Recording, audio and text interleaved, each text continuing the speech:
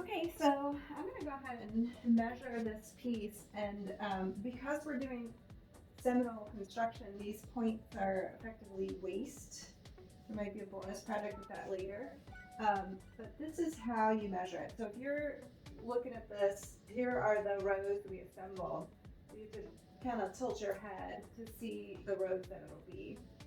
So we're going to cut from corner to corner across all of these units and create the long side of the rectangle.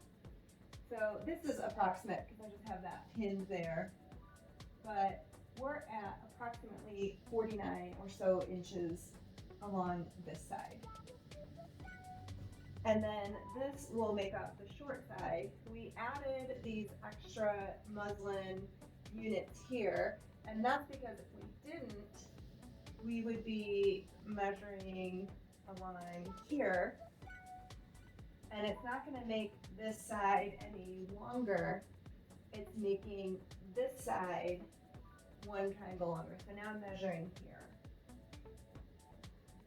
So along this side, I've got about 35 inches here for the center insert. And these triangles poking out above the tape are waste, so that will be cut off when we trim. So by adding this on this side, I'm actually making the rectangle longer this way. So our rectangle is kind of aiming this direction. There you go. So now it's time for trimming, and what I like to use is my good old friend painter's tape to mark, because especially with vintage sewing, none of this is going to be perfect. So I am going to line this up, and you want to make sure at all of your intersections, this is going to be sewn to something else. So you want to make sure that you've got fabric a 1/4 inch away from where you plan to make your cut,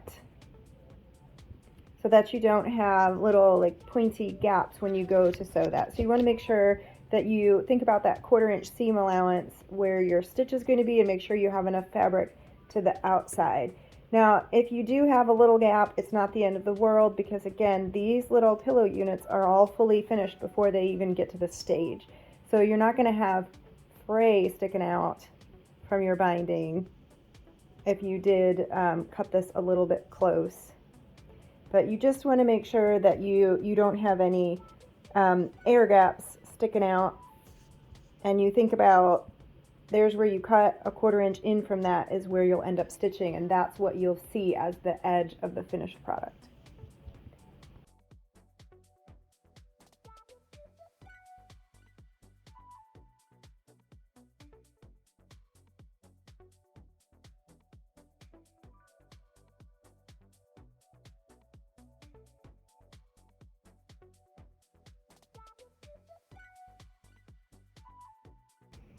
Okay, and that's what she looks like, all trimmed up.